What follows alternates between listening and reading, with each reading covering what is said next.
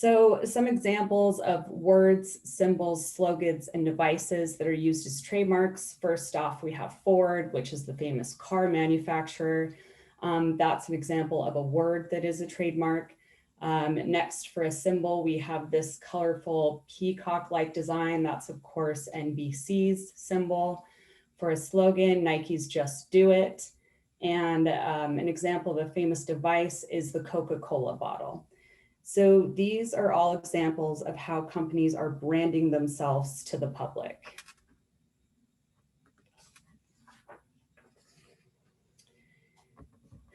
So you may have heard the term service mark as opposed to trademark. For all practical purposes, a service mark and trademark are the same in that they refer to your brand. The only real difference is that a service mark specifically refers to services and a trademark refers to the goods that you sell. But you will often hear people use the term trademark interchangeably to refer to both selling goods and services. And generally within this presentation, I'll also use a trademark interchangeably to refer to services and goods.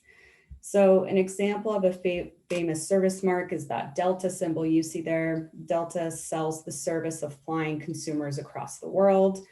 On the other hand, an example of a famous trademark is Boeing, who sells its planes. So Delta needs the goods of Boeing in order to provide its services.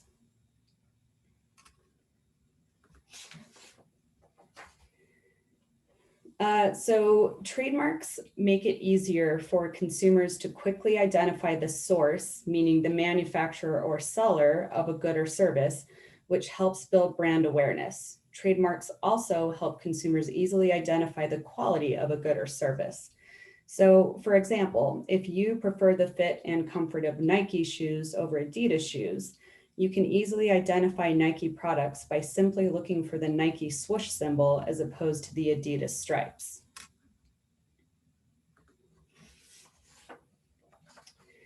So summary of what is a trademark. A trademark can be any word, symbol, slogan, or device. And trademarks are important because consumers use trademarks to identify source and quality.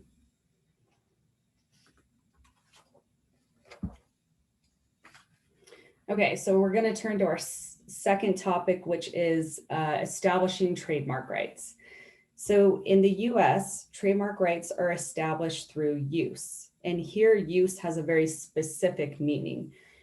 Use for goods means that you are the first person to start marketing and providing your products to consumers under your trademark. Use for services means that you are the first person to start marketing and providing a service to consumers under your trademark. The important takeaway here is that you have to be publicly advertising and also selling your goods and services to consumers to establish trademark rights. It is not sufficient that you created a website that uses your trademark, but does not offer any goods or services. It's also not sufficient that you came up with an idea to offer a good or service, but you've never actually sold it. So this is really important because disputes over who owns a trademark often turn on who was the first person to establish trademark rights. And again, you establish those trademark rights through use.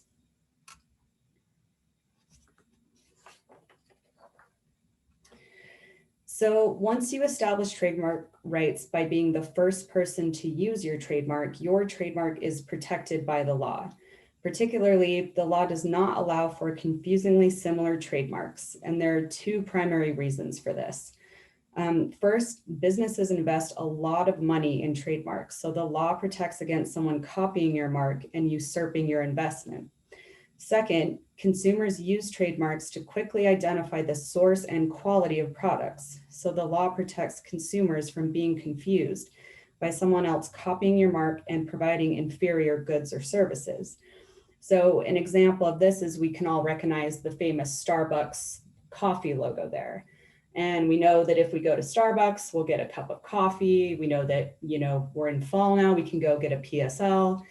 And there was a third-party company that tried to open up a shop called Dumb Starbucks. And you can see that they ripped off the famous Starbucks logo on the right there and they just added dumb in front of it.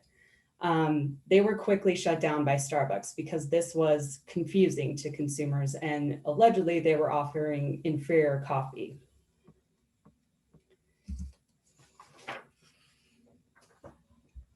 So the law will protect your trademark more or less depending on whether you register your trademark. There is a difference between registered and unregistered trademarks. Registering your trademark means that you apply to have a government body legally recognize that you are the owner of a trademark. And once you get this legal recognition, you can claim certain legal benefits. As far as registered trademarks go, you can apply to register your trademark on the state level or on the federal level. And we're going to get more into this in the next few slides. Okay, so the law recognizes 3 types of trademarks: unregistered, state registered, and federally registered. Unregistered trademarks are also called common law trademarks. So you may hear the term unregistered or common law trademarks used, but it refers to the same thing. Legal protection here only extends into the areas where the mark is being used. So as an example of the protection given to an unregistered trademark, let's say that I am a small business owner located in St. George, Utah, and I only market and sell my goods in St. George, and I've never bothered to register my trademark. Under these circumstances, my trademark is then protected only in St. George because that is the only area where I am using my trademark. So if we expand on this, let's say that someone opens up shop in Logan, Utah, hours away from me, and they start using the same trademark and selling the same products after I started using my trademark.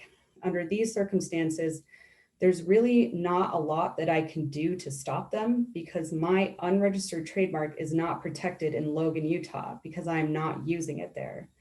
So unregistered trademarks have some protection under the law, but not a lot. Turning to state registered trademarks, legal protection here extends statewide in the state where a trademark is registered.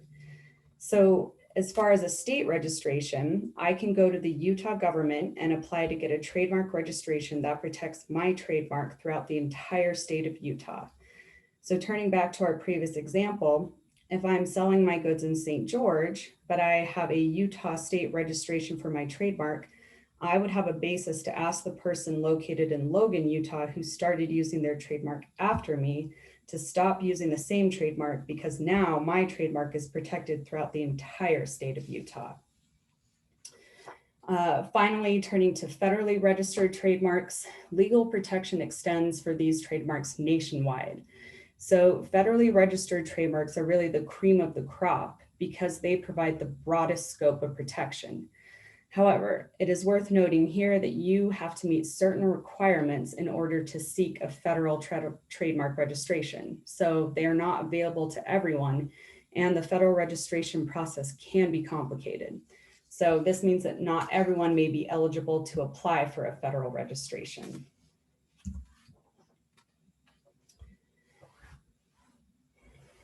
Okay, so to summarize establishing trademark rights, remember that trademark rights are established through use. The law will not allow for confusingly similar trademarks, and federal registration of a trademark provides the most protection.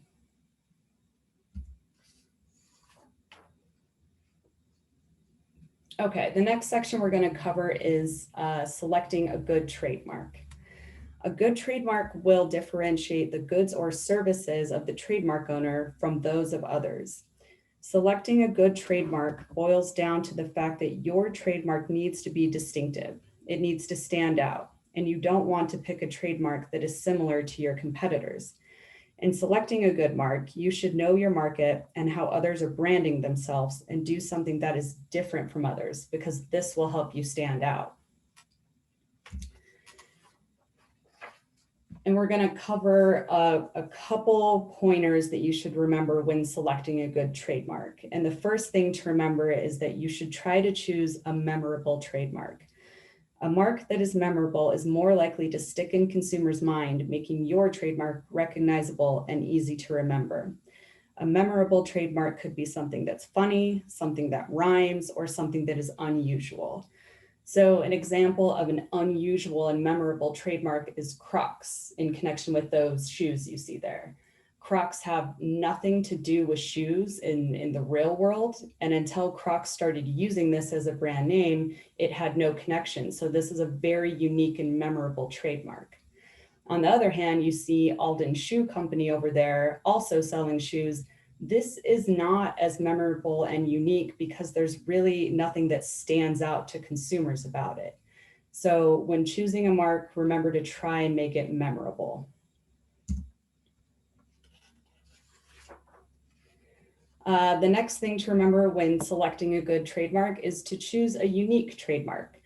The more unique your trademark is, the more recognizable it is to consumers, and the less likely it is that someone else is already using the same trademark. So Kit Kat is a great example of a unique trademark. Kit Kat in and of itself is kind of a funky word. It's not really used in the by a lot of different people, and it's very unique when it comes to candy bars.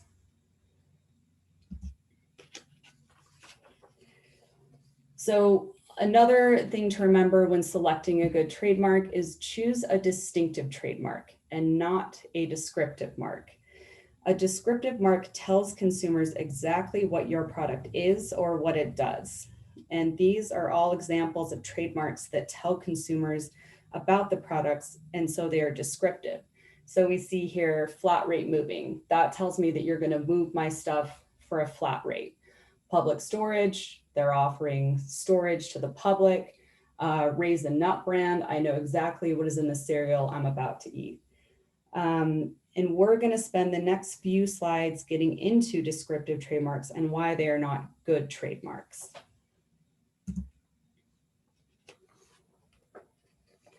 So descriptive trademarks are not good trademarks because they do not stand out and are not memorable to consumers. People often want to use descriptive words as trademarks. So the result is that many different companies will end up using the same words to describe their products. And then the market is flooded with trademarks using the same descriptive wording. As an example, all of these show uses of the descriptive wording flat rate. Again, we see here the flat rate moving, flat rate homes, flat rate relocation. There's really nothing memorable about all these uses of flat rate, and none of these uses stand out above the other. So you want to avoid using descriptive wording as a trademark because other people are also likely to use the same descriptive wording, and it will be hard for your trademark to stand out and be recognized by consumers.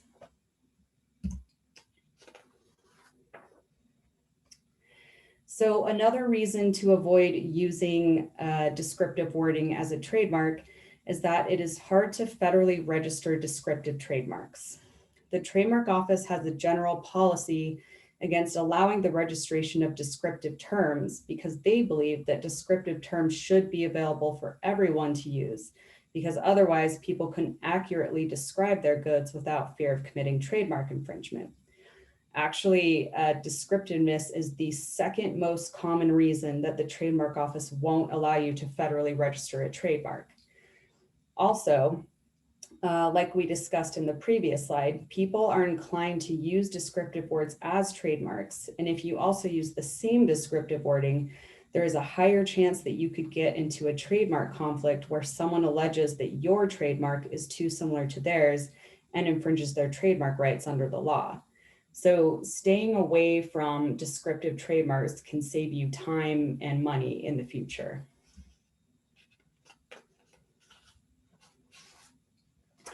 Another reason to avoid using descriptive wording as a trademark is that descriptive marks can be outgrown by business expansion. So a great example of this is Amazon. When Amazon first started, they sold only books. They were an online bookstore. Had Amazon picked a trademark that only described their goods at the time, they would have branded themselves as perhaps books online or ebook online or something similar. And a few years down the road, when they started selling clothing and now pretty much everything under the sun, their descriptive trademark would have been outdated and they would have had to spend money on rebranding. So keep in mind that a descriptive trademark may seem like a good idea now, but in the future it could become outdated and limit brand expansion.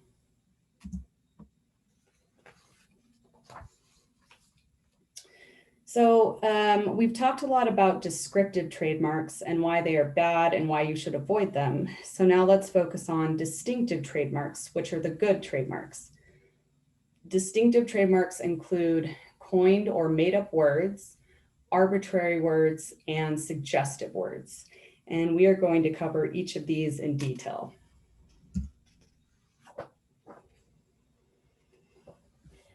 So first, made-up words. Made-up words are very memorable and unique because the trademark owner is able to give the word its own identity, since made-up words are not found in dictionaries. Also, made-up words are considered to be good trademarks because there's no reason for any person or company to use this word except to refer to the trademark owner.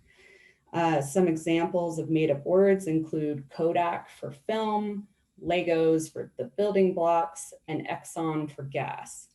Made-up words are considered to be the strongest and best type of trademarks because no one else is going to be using them.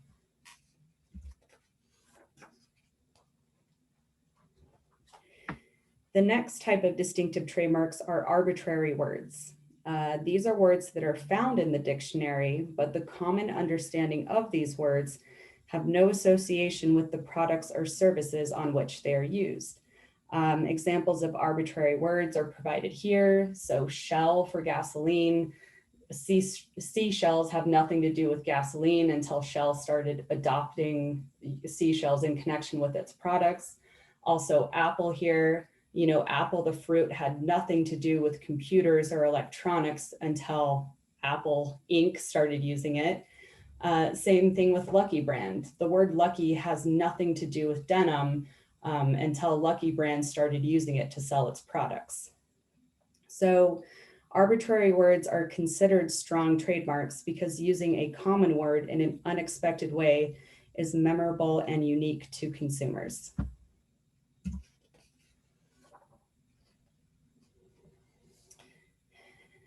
The final type of distinctive trademarks are suggestive words. Suggestive words are words that suggest or hint at what the product or service might be without being descriptive. A good way to distinguish between what is suggestive and what is descriptive is to ask yourself whether the trademark would immediately portray what your product is or what it does. If that's the case, then it's descriptive. But if some sort of imagination must be used to guess what the product or service is, then the trademark is suggestive. For example, copper tones suggest the outcome of using suntan oil in that you will get a copper hue, but it doesn't exactly tell you what the product is or what it does. Another example is Duraflame. Duraflame suggests a long-lasting flame without exactly telling you that the product is a treated log that's supposed to burn for a long time. Also, Trek suggests that you are going somewhere without exactly telling you that the product is a bike. So suggestive trademarks are considered good trademarks because they require some imagination on the part of consumers, and thus they're more likely to be memorable.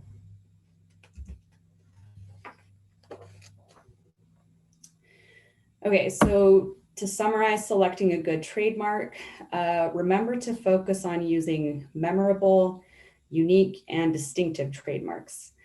Descriptive trademarks are harder to protect, harder to federally register, and can be outgrown by business expansion, so you want to stay away from descriptive trademarks.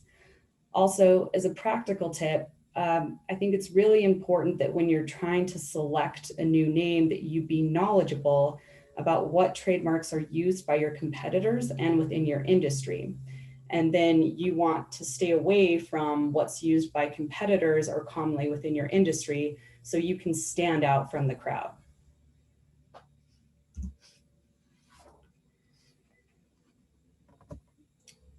Okay, so the next section that we're going to cover is how to properly identify your trademark. You can see these three symbols here, and the purpose of using these symbols in connection with your trademark is to put other people on notice that you are claiming rights in a trademark, and so they should avoid copying you or coming too close to what you are doing. Each of these three symbols has a different meaning, and we are going to talk about each of them. So first off, you've probably seen this symbol, and it is the federal registration symbol. You use the federal registration symbol only after your trademark has been federally registered. And this is a really important point. You cannot use this symbol if you have simply filed an application to federally register your trademark. You have to wait to use this symbol until after you have received notice from the trademark office that they have agreed to register your trademark. So when you're applying for federal registration, you have to file an application, and this application will go through various forms of review. And then eventually, once you jump through all the right hoops, the trademark office will notify you that the application is accepted and your trademark will be registered. So if you're using this federal registration symbol before you get that notice from the trademark office of actual registration, there are various consequences that can adversely impact your trademark rights. So it's really important to confirm when it is appropriate to use this symbol, and that's only after your mark has been federally registered.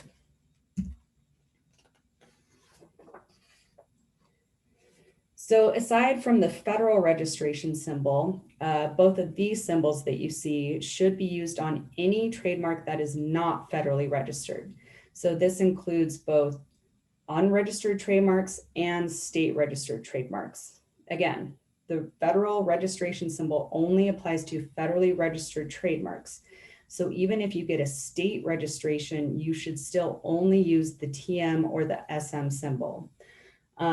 Use the TM symbol for trademarks, which means that you're selling goods, and use the SM symbol for services, which means you're providing services. If you are selling both goods and services, you have the option to use one or the other.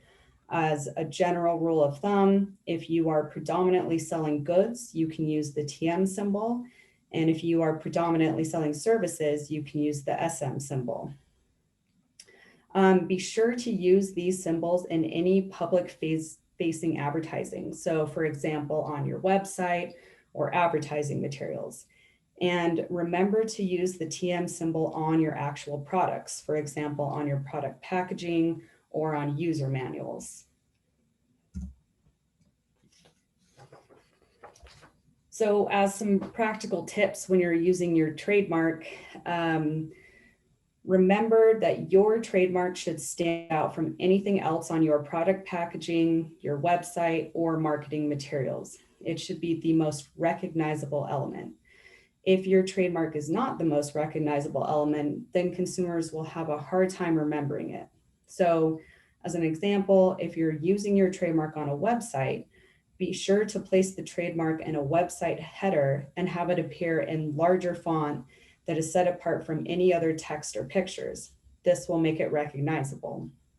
Also, when using your trademark should be consistent in appearance across product packaging, website, or marketing materials. Consistent use is important because if your trademark looks different on your website as opposed to your product packaging, then consumers might find it hard to recognize your trademark, or they might be confused. So make sure the appearance of your trademark is consistent because consumers remember this consistent appearance.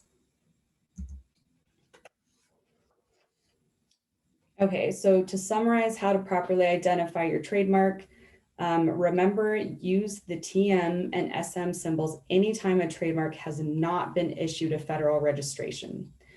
Use the federal registration R symbol only after a federal registration has been issued for your trademark.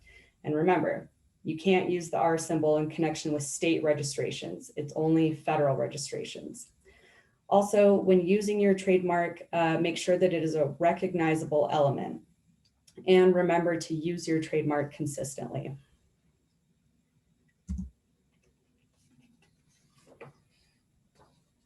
Okay, so the final thing we're going to talk about is that we'll touch a little bit on considerations for federally registering your trademark. As we have discussed before, a federal registration provides the broadest scope of protection. Oftentimes, people will come to me with a number of trademarks that they want to register, but because of budgetary reasons, they cannot register them all. In this situation, you should prioritize your most valuable trademarks. For example, focus on your primary brand name and flagship products, as opposed to slogans used in short-term ad campaigns or products that are part of only limited time offers. The federal registration process takes between 1 to 1.5 years to complete and may cost several $1,000s per application. So prioritizing your trademarks is important.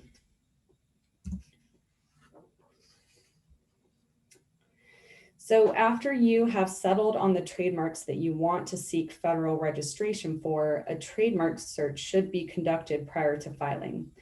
Note that you are not required to conduct a trademark search prior to seeking federal registration, but a trademark search helps evaluate whether the trademark you want to register is already being used by somebody else. If the search reveals that your trademark is already in use by someone else, you can pivot to a different name before investing substantial time and cost into that trademark, only to find out later that you need to rebrand. So early trademark searching can save future time and money.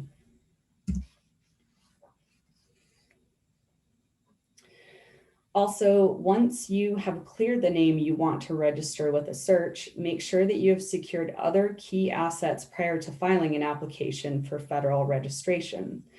This is kind of an interesting point. So everything that is filed with the trademark office is publicly accessible online. And unfortunately, there are a number of squatters who will monitor new trademark filings and will snatch up domain names or social media handles that are identical to your trademark. And then they'll attempt to hold these assets ransom until a certain amount of money is paid by an interested trademark owner. So making sure that you secure key assets prior to filing your trademark application will also save you time and money in the future.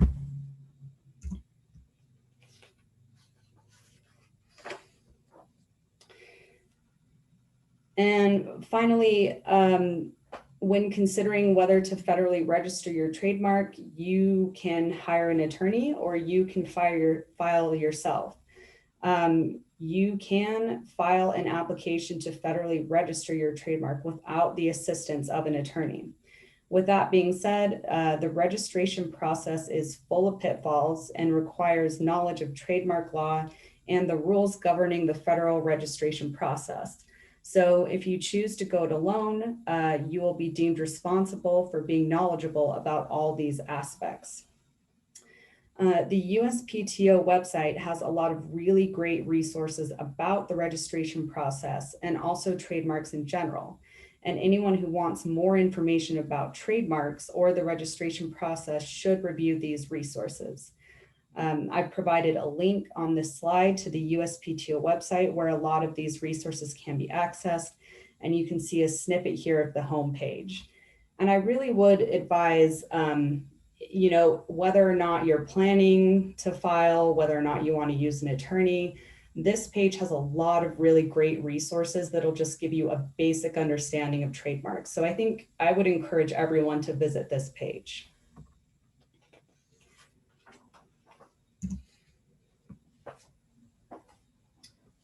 So to summarize considerations for federally registering your trademark, remember to prioritize your most valuable trademarks, engage in searching prior to filing, secure other key assets prior to filing, and visit the Uspto website for useful information regarding trademarks. And that really sums up my presentation for today. So I will open it up for any questions that people may have. Okay, perfect. Thank you, Rachel. We do have a few questions already in the Q&A box as well as in the chat. I'm going to read them off. to you. So our first one says, what does it mean if your trademark is registered on the supplemental register, and can you mark it with the registered trademark symbol? Yes, so that is a great question. So you can use the federal registration symbol if it is registered on the supplemental register. And the supplemental register is really kind of a secondary register that was created by the USPTO, where they will allow trademarks to register that may be a little weak or they may have some descriptiveness issues, but they believe that through use and over time, it can become a strong trademark. So it's kind of a technical question. It is still a federal registration. It has many of the same benefits as a principal registration. It's kind of like a secondary register for trademarks that have the potential to become strong. Okay, wonderful. Thank you. Our next question is from Noella. She asks, do you need both a state and federal trademark, or does the federal one cover all states, and would someone ever want both? So that's a great question. The federal registration is nationwide protection, so it will cover all the states. So you don't need both a state and a federal registration. I have had the situation where somebody starts out small, let's say going back to my St. George example, where they're only selling in one place within Utah. And so they go ahead and they get that state registration to protect them. But then over the years, maybe they expand and they start selling into Arizona or California. And when that happens, they'll seek the federal registration so that they have nationwide protection. Wonderful. Next up, Kara Lee asks, you mentioned federal trademarks are harder to secure. If a business sells products only in a few states, 3 or 4, would it be better to get those individual state protections or to go ahead and get the federal? So if you qualify for a federal registration, I would say always go for the broadest scope of protection, because it gives you the best amount of protection. If you're only registering in those states, then you couldn't, challenge somebody's use in a different state, even though you're not offering products there now, you may in the future. So as a way of future strategy to protect your trademark, you should always go for the federal protection if you can.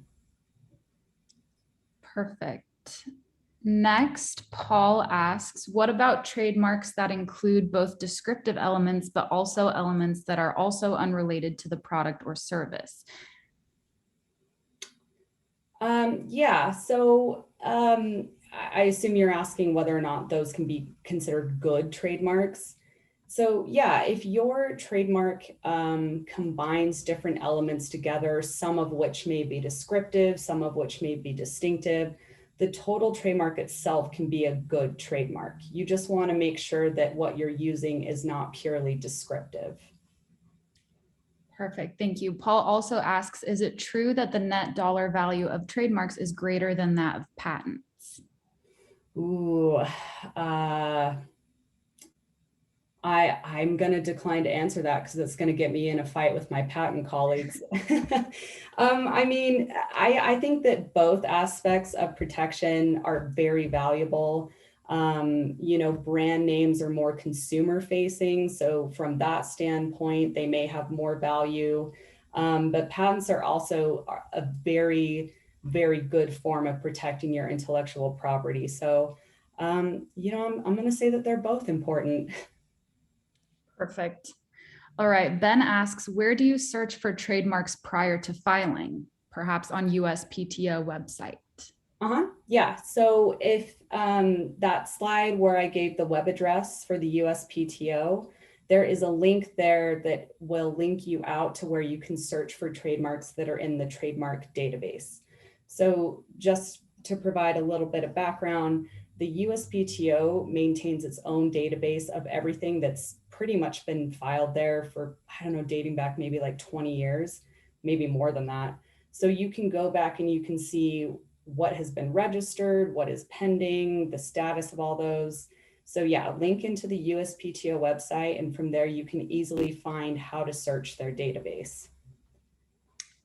Wonderful. Okay, next, Daryl asks, should a tagline also be trademarked? For example, Apple and then tagline, a technology company. So yeah, you're referring to slogans. Slogans and tagline, it's the same thing. So it depends on how often you use the tagline and how important it is to your company. Obviously, Nike's "Just Do It" is registered. That is an important tagline to their company.